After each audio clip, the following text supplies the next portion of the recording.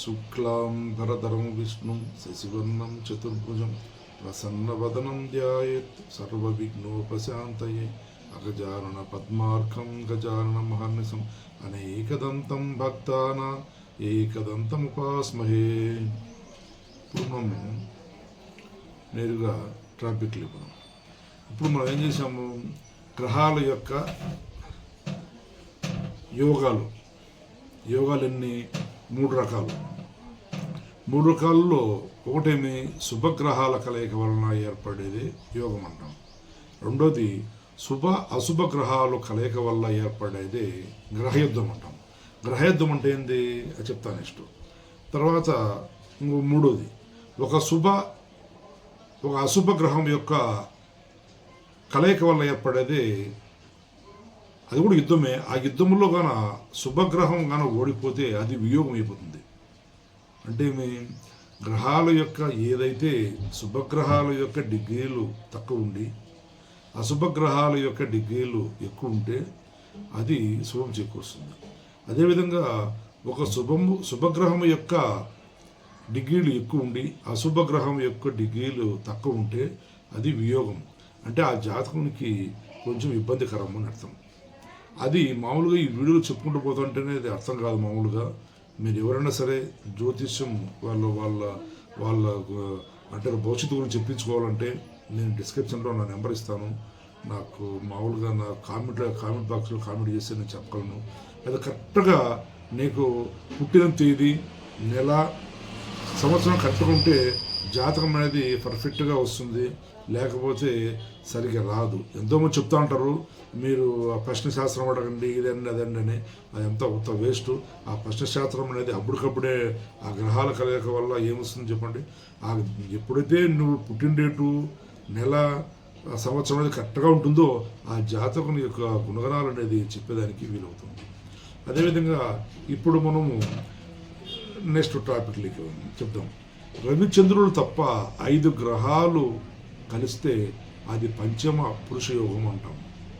రవిచంద్రుడు కలిసి ఏమవుతుంది? రవిచంద్రుడు కలిసినప్పుడు నీ గతంలో ఇంతకుముందు చెప్పినాము. రవిచంద్రులలో ఏం నేర్చుకున్నాము? నేను మామూలుగా వాస్తు, పవర్ పాయింట్స్, జ్యోతిష్యం చెప్తా ఉన్నాను ప్రతి ఒక్క వీడియోలో కూడా. అంటే మిక్సింగ్ అంటే కొన్ని వీడియోలు ఎట్లా తీస్తూ వస్తున్నాను. మీరు నా వీడియోలు ప్రతి ఒక్కరు చూశారంటే మీకు వాస్తు గురించి తెలుస్తుంది, తర్వాత జ్యోతిష్యం గురించి తెలుస్తుంది, తర్వాత బోర్ పాయింట్స్ గురించి కూడా ఎక్కడ పెట్టాలా ఏం కథ అనేది 10 మంది తెలుస్తుంది. కాబట్టి మీరు నా వీడియోలు ప్రతి ఒక్కటి చివరి వరకు చూసి దానిలో మీకు నచ్చేట్లయితే లైక్ చేసి షేర్ చేసి సబ్స్క్రైబ్ చేస్తారని కోరుకుంటున్నాను. నెక్స్ట్ టాపిక్లోకి వెళ్ళిపోదాము.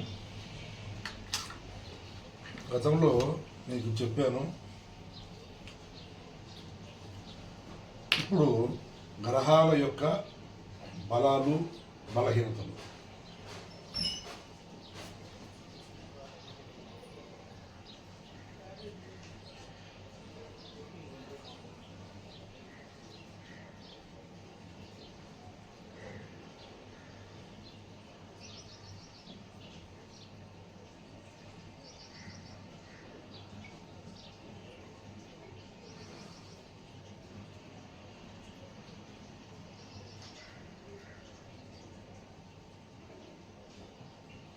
ఇది వచ్చి రాశి చక్రం.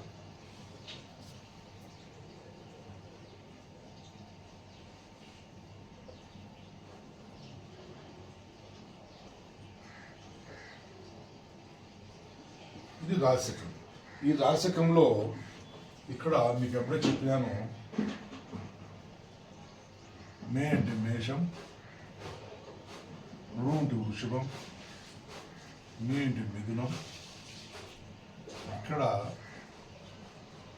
కర్కాటకం, ఇక్కడ సి అంటే సింహం, ఇక్కడ కా అంటే కన్య, కన్యపతాన్ని తుల, ఇక్కడ వృక్షకం, ఇక్కడ ధనస్సు, ఇది వచ్చి మకరం, మా అంటే మకరం, క్రోంటి కుంభం,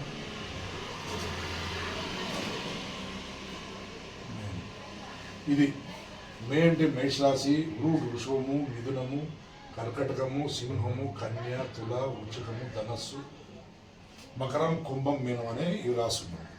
ఈ 12 రాశుల్లో మనము ఇక్కడ గ్రహాల యొక్క బలాలు బలహీనత అంటే అర్థమేమి అంటే ఇక్కడ ఒకటి మనం గమనించాల. గురువు వచ్చి ఇప్పుడు గురు పాలితులు మీకు చెప్పాను ఇంతకుముందు. గురు పాలితులు ఎవరు వస్తారు? గురువు, కుజుడు, కేతువు వస్తారు. శని పాలితులు ఎవరు వస్తారు? శని, శుక్ర, బుధ, రాహు వస్తారు. కానీ సూర్యచంద్రులు ఇక్కడ గురు పాలితుల్లోనూ అక్కడ శని పాలితులు కలుస్తారు కాబట్టి వాళ్ళు మనం ఏం చెప్పుకున్నాము, సూర్యుడు చంద్రుడు వాళ్ళకు ఆ గ్రహాలకు తల్లి వంటి వారు చెప్పినాము. ఇప్పుడు మనము గురి పాలితులు అయితే ఇప్పుడు సపోజ్ ఇప్పుడు ఇక్కడ ఈ తుల ఇది ఒకటో లగ్నం అనుకున్నాం అనుకో. తుల అనేది లగ్నం ఇక్కడ ఏర్పడింది అనుకున్నాం. ఈ లగ్నం ఏర్పడితే ఇప్పుడు తనుభావం అంటే ఇది తనుభావం వస్తుంది. తనుభావం 1, ఇది 2, ఇది 3, ఇది 4, ఇది 5, 6, 7, 8, 9, 10, 11, 12. ఇది తనుభావం నుంచి ఇట్లా ఎక్కడైతే మనము మీ రాశి ఎక్కడైతే ఉంటుందో లేదా లగ్నం ఎక్కడైతే ఉంటుందో, రాశులు వేరు లగ్నం వేరు. లగ్నం నుంచి మనము ఇవన్నీ ఏర్పరచుకునేటప్పుడు లగ్నం నుంచి ఒకటి తనుభావం తీసుకోవాలా. నేను గతంలో చెప్పాను, లగ్నం ఎక్కడైతే సూర్యుడు టైం ఎప్పుడు పుట్టాడప్పుడు ఆ లగ్నం అని, చంద్రుడు అయితే ఆ టైంలో ఎక్కడ ఉంటాడో అక్కడ రాశి అని ముందే చెప్పాను మీకు. అదేవిధంగా ఇప్పుడు లగ్నం గురించి చేసుకుంటే ఇప్పుడు మనం ఏమనుకోవాలంటే ఇక్కడ శని ఈజ్వల్ శని ఏ గ్రహాలను ఏ రాశులను ప్రభావితం చేస్తాడు? 1, 3, 7, 10. 1, 3, 7, 10. ఈ 1, 7, 3, 10 స్థానాలను అంటే స్థానాలన్నా భావాలన్నీ రెండు ఒకటి. ఈ 1, 7, 1, 3, 7, 1, 3, 7, 10 స్థానాలను ఆయన ప్రభావితం చేస్తాడు. అదేవిధంగా గురువు 1, 5, 7, 9 గ్రహాలను గురువు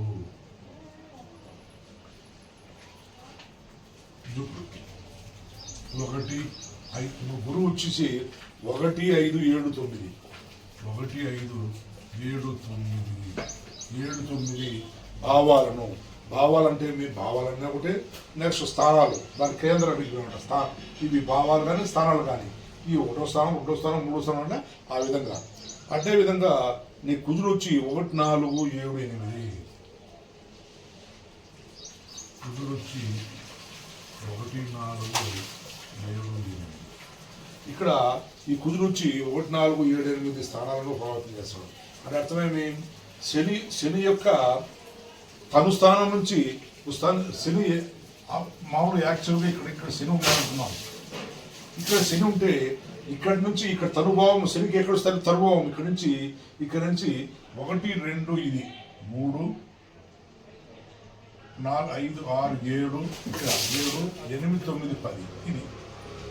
ఇక్కడ ఈ శని నుంచి తనుభావం ఉంటే ఇక్కడ నుంచి 3వ స్థానాన్ని 3, 4, 5, 6, 7 స్థానాన్ని 7, 8, 9, 10 స్థానాన్ని ఈ 10 స్థానం ఈ ఇక్కడ నుంచి 1 నుంచి 3, 3 నుంచి 7, 7 నుంచి 10 స్థానాలను ప్రభావితం ఇక్కడ ఈ స్థానాల్లో కన్నా జాతకునికి జాతకుని యొక్క ఇక్కడ ఆ స్థానాలు జాతకుని తెలిసినట్టు శని యొక్క అనుకూలంతో ఉన్నట్టు శనిగ్రహాలకు సంబంధించినట్లయితే ఇక్కడ శని ఇక్కడ శుభుడైతే శుభగ్రహాలను ప్రేరేపించి దాన్ని మంచి ఫలితాలు చేస్తాడు.